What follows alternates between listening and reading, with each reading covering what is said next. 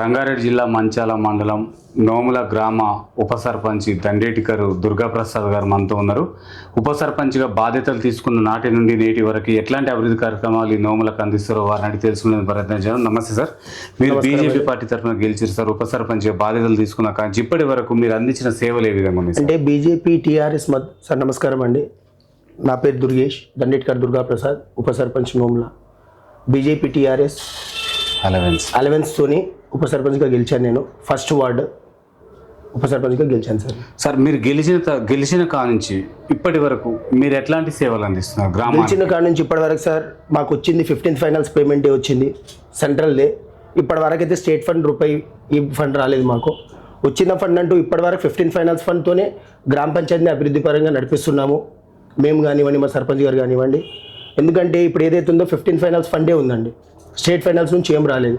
సిబ్బంది జీతాలు కూడా మొన్న రీసెంట్లీ ఫస్ట్కి ఇస్తున్నారు కదా, మొన్న ఒక్క ఫండ్ మాత్రం లాస్ట్ మంత్ ఒక్క ఫండ్ మాత్రం సెంట్రల్ ఫండ్ వచ్చింది, సిబ్బంది జీతాలు ఇచ్చాము. ఇప్పటి వరకు ఓల్డ్ మేము రాకముందు కూడా 2 months బ్యాలెన్స్ ఉంది అండి, ఏది సిబ్బంది జీతాలు. అది కూడా మేము ఈ 15 ఫైనాన్స్ డబ్బులకి ఇవ్వడం జరిగింది. ఊర్లో మొన్న రీసెంట్లీ డ్రైనేజ్ చేశాము. డ్రైనేజ్ పాత కొంచెం డిస్పెన్షన్ అయి ఉండే, ఆ డ్రైనేజ్ కూడా మేము సెంట్రల్ ఫండ్ నుంచి చేపించాము. నెక్స్ట్ ఏంటంటే ఇప్పుడు వీధి దీపాలు, శానిటేషన్, టోటల్ ఏదున్నా డంపింగ్ యార్డ్ పనులు ఏదున్నా కూడా ఇప్పటి వరకు మేము గత 6 months నుంచి మేము ప్రజల్లో ఉన్నాము. 6 months నుంచి ప్రజలకు సేవ అందిస్తున్నాము. ఈ 6 నెలల కాలం నుంచి కూడా మేము టోటల్ ఇచ్చింది 15 ఫైనల్స్ డబ్బులేనండి. ఇప్పటి వరకు అయితే స్టేట్ ఫండ్ ఏం రాలేదండి. ఓకే సార్, ఇక్కడ చాలా వరకు సీసీ రోడ్లు ఇంకా చాలా పెండింగ్ ఉన్నాయంటున్నారు సార్, అవి ఎప్పుడు పూర్తి చేస్తారు? సీసీ రోడ్ అంటే మొన్న రీసెంట్లీ ఒకటి హెచ్ఎండిఏ ఫండ్ నుంచి, ఎమ్మెల్యే గారి నుంచి ఒకటి 50 lakhs ఫండ్ వచ్చిందండి మాకు. మేము వచ్చిన తర్వాత అది ఆల్రెడీ మేము ఒక 50 lakhs fund HMDA HUDA fund MLA గారు ఇచ్చారు. ఒక 50 lakhs వరకు అయితే కంప్లీట్ చేశామండి. ఓకే సార్, కేంద్ర ప్రభుత్వం ప్రవేశపెట్టిన పథకాలన్నీ కూడా ఈ గ్రామంలో ఏ విధంగా అమలవుతున్నాయి సార్? పర్లేదండి, కేంద్ర ప్రభుత్వం నుంచి ఏదైతే ఉందో ఇప్పుడు మొన్న పిఎం కిసాన్ది కూడా ఆ డబ్బులు కూడా పడ్డాయండి. ప్రతి ఒక్కటి ఇప్పుడు ఏదైతే నడుస్తుందో మాత్రం సెంట్రల్లేనండి ఫండ్. అది మేమైతే ఏ స్కీమ్ ఉన్నా ఊర్లో ప్రతి ఒక్కళ్ళకి దాకా తీసుకెళ్తున్నాము. ఇప్పుడు ఎరువులు కానివ్వండి, విత్తనాలు కానివ్వండి, మొన్న వీడియో కాన్ఫరెన్స్ కూడా అయిందండి రైతు వేదికలలో. అంతా కూడా ఇది మేము ప్రజలకు తీసుకెళ్తున్నాము, వాళ్ళకు ఎక్స్ప్లెనేషన్ చేస్తున్నామండి.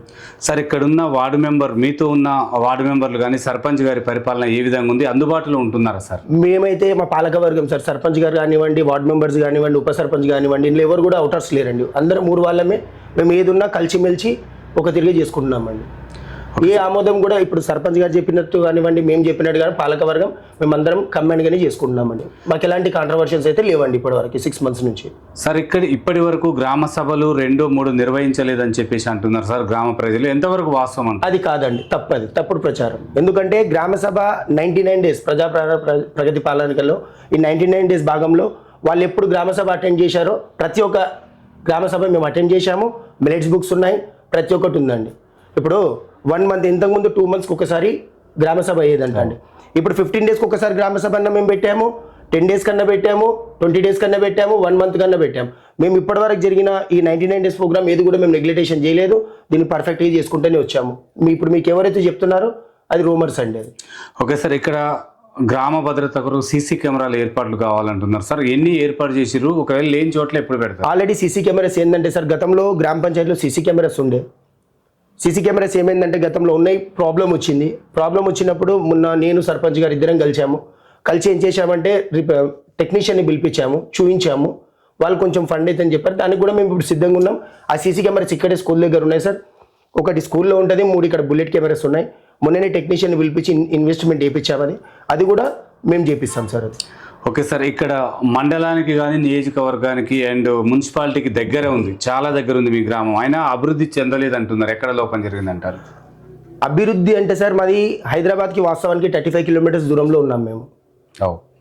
అది పైన అధికారులు, స్టేట్ వాళ్ళు గ్రహించి ఇప్పుడు మా దగ్గర చాలా సెంట్రల్ గవర్నమెంట్ ల్యాండ్ ఉందండి. నోముల కంచి అనేది ఆగపల్లిది సెంట్రల్ గవర్నమెంట్ ల్యాండ్ ఉంది. అందులో ఎన్నో వేల ఎకరాలు ఉంది, అది పెత్తులో ఉంది, నోముల కంచి ఉంది. ఈ ల్యాండ్స్ అన్నీ ఉన్నాయండి. గవర్నమెంట్ ఏదైనా తీసుకొచ్చి ఏదైనా ఇప్పుడు ఒక సాఫ్ట్వేర్స్ కానివ్వండి, సెంట్రల్ది కానివ్వండి, ఏదన్నా ఇప్పుడు ఏరోస్పేస్ ఏమో ఉన్నాయి కదా సార్, టెక్నిక్ చాలా ఉన్నాయి.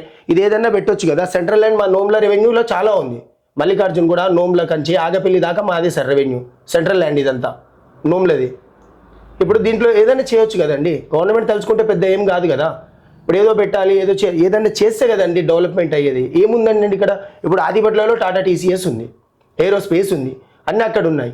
ఇక్కడ ఇబ్రాహీంపట్నంలో ఏముంది? ఇప్పుడు మన ఫ్యూచర్ సిటీ FCDA చేస్తున్నారు ఇక్కడ బేగర్ కంచెలో. అక్కడ డెవలప్మెంట్ అక్కడ స్టార్ట్ అయింది. అక్కడ ఇంతకుముందు 10 years బ్యాక్ ఫార్వర్డ్ ఉండేవాళ్ళు మనకున్న డెవలప్మెంట్కి. ఇప్పుడు మనం 10 years రివర్స్ అయిపోయినాం, వాళ్ళు 10 years ఫాస్ట్ వెళ్ళిపోయారు. అంటే గవర్నమెంట్, స్టేట్ గవర్నమెంట్ దీన్ని పట్టించుకొని వాళ్ళు గ్రహించాలి సార్ ఏం చేయాలనేది. ఇప్పుడు చాలామంది ఉన్నారు, ఉద్యోగాలు లేని వాళ్ళు ఉన్నారు, ఉద్యోగాలు ఇవ్వాలి. చదువుకున్న వాళ్ళు చాలామంది ఉన్నారు సార్, వాళ్ళకి నిరుద్యోగులు ఉన్నారు, వాళ్ళకి ఏదైనా ఒకటి చేయాలి కదా.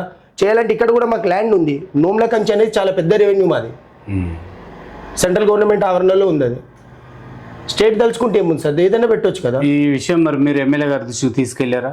మేము లేదండి, మేము ఇప్పటి వరకు అంటే ఆల్రెడీ ఎమ్మెల్యే గారికి తెలియని ఏముంది సార్, ఎమ్మెల్యే గారికి అన్నీ తెలుసు కదా, మేము చెప్పాల్సింది ఏం లేదు.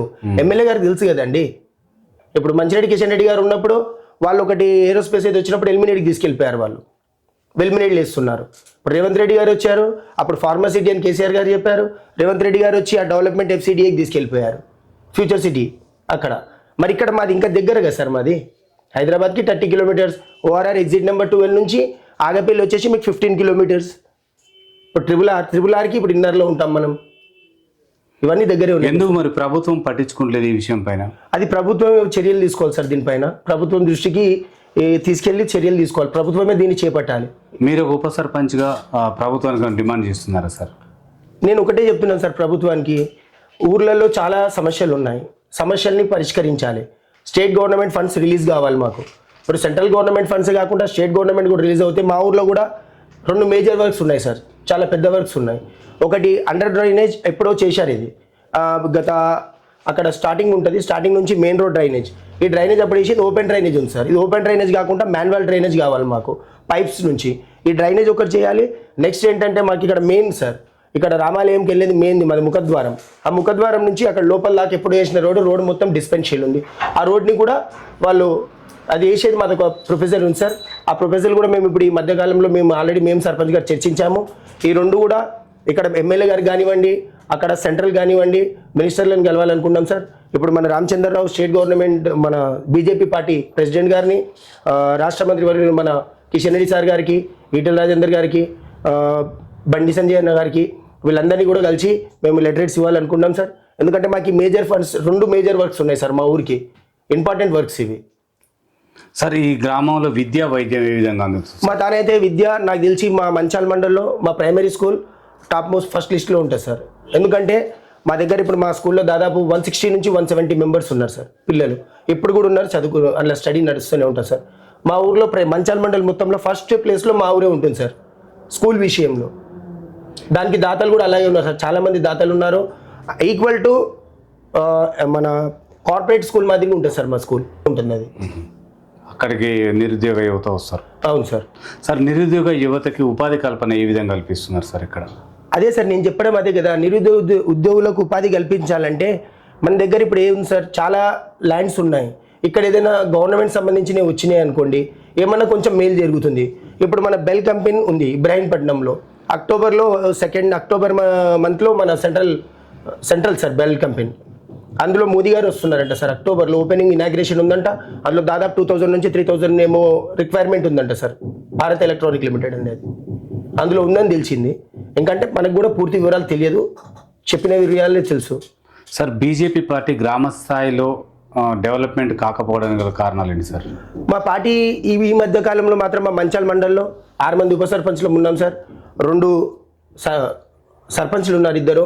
దాదాపు ఒక 20 నుంచి 30 మెంబర్స్ దాకా మేము వార్డ్ మెంబర్స్ ఉన్నాము. ఇప్పుడు మా మండల్లో కూడా మేము కొంచెం పుంజుకుంటాం సార్. ఇలాగే ప్రజల మద్దతుతోని ఇంకా మేము చాలా ముందు స్థాయికి వెళ్ళాలని అనుకుంటాం సార్. ప్రజల్లో కూడా ఇప్పుడు అవగాహన వస్తుంది సార్. ఏంటనేదంటే సెంట్రల్ ఫండ్స్ ఏంది, సెంట్రల్ ఏ లోపకం ఉంది, ఎట్లా దిత్తుంది. ఇప్పుడు యూపీలో వచ్చేసి మన యూపీ యోగి గారు ఉన్నారు సార్. యూపీ ఇంతకుముందు చాలా బ్యాక్వర్డ్, మనందరికి తెలిసింది. ఇప్పుడు యూపీలో యోగి గారు ఒక 3 years నుంచి పరిపాలన చేస్తూ ఇప్పుడు దాన్ని ప్లస్ ముందంచెకి తీసుకొచ్చారు, యూపీ డెవలప్మెంట్ చేశారు. అలాగే మన తెలంగాణ ప్రజలు కూడా దీన్ని గ్రహిస్తూ బీజేపీ అంటే ఏంటంటూ తెలుసుకుంటూ దాని గురించి ఈ మధ్య కాలంలో కొంచెం డెవలప్ అవుతుంది సార్. రేపు జరిగే ఎలక్షన్లో ఖచ్చితంగా బీజేపీ కూడా మేము ఈసారి ఖచ్చితంగా సీఎం కావాలని అనుకుంటున్నాం సార్. అంటే మీరు అధికారంలోకి వస్తారు. ప్రభుత్వం అధికారంలోకి రావాలని చూస్తున్నాం సార్. ఓకే సార్, మీరు గ్రామానికి ఎలాంటి సేవలు అందిస్తున్నారు? ఒక ఉప సర్పంచ్గా ఉండి మీ వార్డులో ఉన్న సమస్యలపైన మీ పరిష్కారం ఎట్లా తీయాలి సార్? నేను 24/7 ప్రజల మధ్యలో ఉంటాను సార్, ఊర్లోనే ఉంటాను.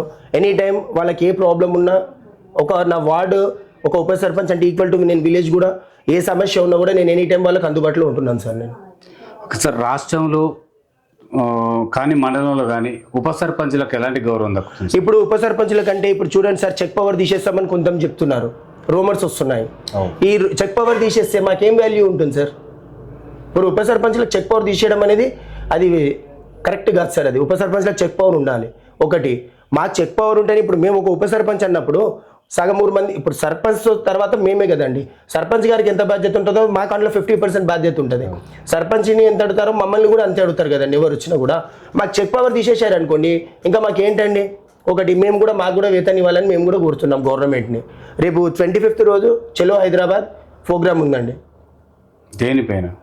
ఇదే సార్, మాకు చెక్ పవర్ రద్దు చేయొద్దు, మాకు కూడా ప్రోటోకాల్ ఉండాలి, మాకు వేతనాలు ఇవ్వాలి అని చెప్పి కూడా రేపు 25th రోజు ఇందిరా పార్క్లో ప్రోగ్రామ్ ఉంది సార్. ఇది అంటే చెక్ పవర్ ఇస్తే గతంలో బీఆర్ఎస్ ప్రభుత్వం ఉన్నప్పుడు అవినీతి జరిగిందని చెప్పేసి అన్నారు. అవినీతి ఎలా జరుగుతుంది సార్? అచ్చా, మీరు బాగుంది. అవినీతి అనేది ఎలా జరుగుతుంది? ఒక చెక్ మీద సంతకం పెట్టాలంటే ఖచ్చితంగా మిలెట్స్ బుక్ ఉంటుంది, నోట్ ఫైల్ ఉంటుంది, చెక్ ఉంటుంది, ఎవరికి ఇచ్చామనే బిల్స్ ఉంటుంది. ఇంకా అవినీతి ఎక్కడ జరుగుతుంది సార్? ప్రతి ఒక్క ప్రూఫ్ ఉంటుంది కదా. ఇంకా అవినీతి అంటే చెక్ పవర్ లేకపోతే ఉప సర్పంచ్ లేకపోతే సర్పంచ్లు చేసినప్పుడు అప్పుడేమవుతుంది సార్? మరి అంటే ప్రోటోకాల్ ప్రకారం మీకు ఉప సర్పంచ్ గౌరవం దక్కట్లేదు మీరు భావిస్తున్నారా? మా విలేజ్లో అయితే నాకు పర్ఫెక్ట్గా నాకు ఉందండి. మా దగ్గర చెప్తున్నాను నేను. అందరు వేరే ఉప సర్పంచ్లకి ఏముందనేది నాకు తెలియదు. మా ఊర్లో మాత్రం మేము ఫ్రెండ్లీగా ఉంటాము, మేము మంచిగా ఉంటాం సార్. అంటే ఆల్ పార్టీస్ ఒకటి సార్. ఎలక్షన్ ఉన్నప్పుడు పార్టీస్, ఎలక్షన్ అయిపోయిన తర్వాత మనం అందరం ప్రజలకు సేవ చేయడానికి వచ్చాం. సర్పంచ్ గారే కానివ్వండి, ఉప సర్పంచ్ కానివ్వండి, వార్డు మెంబర్స్, ప్రజలు మనల్ని గ్రహించి వాళ్ళు ఓట్లు వేసి గెలిపించారు. వాళ్ళ ప్రాబ్లమ్స్ ఏందనేది మనం ఆ ఎలక్షన్ వరకే పార్టీని నమ్ముకోవాలి. ఎలక్షన్ తర్వాత గ్రామ పంచాయతీ మన అందరం ఒకటే నడిపిస్తే ఊరు బాగుపడుతుంది, ఊరు డెవలప్ అవుతుంది, జనాల్లో మనకు కూడా మంచి పేరు వస్తుంది కదా సార్. ఓకే సార్, ఇక్కడ ఈ హైవే విధంగా వెళ్తుంటే ప్రజలకు యాక్సిడెంట్లు అవుతున్నాయని చెప్పేసి అంటున్నారు సార్. మరి ఇక్కడ మీరు ఎట్లాంటి ఏర్పాట్లు చేయాలనుకుంటున్నారు సార్? ఇక్కడ యాక్సిడెంట్లు అంటే ఒకటి సార్, రోడ్ అయితే విస్తీర్ణంగా బాగానే ఉంది.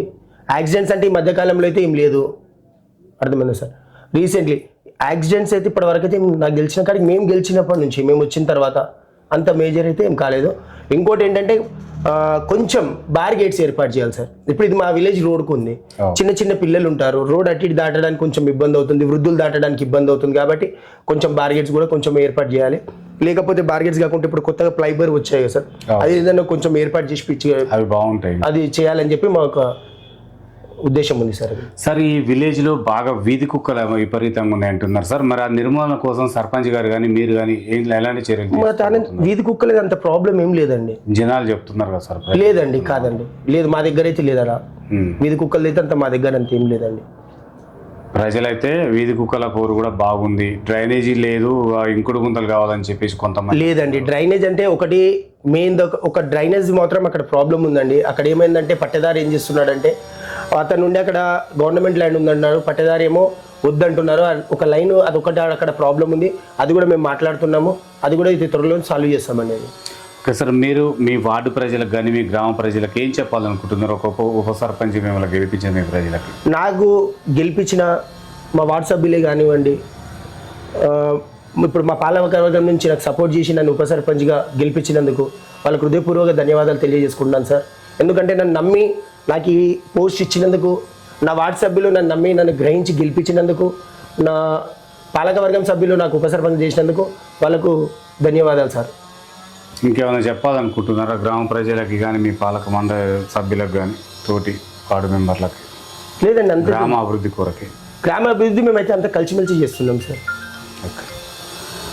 Okay sir, thank you. చూస్తున్నానండి మరో వ్యక్తితో మీ ముందుకు వస్తుంది తెలుగు టీవీ ఛానల్.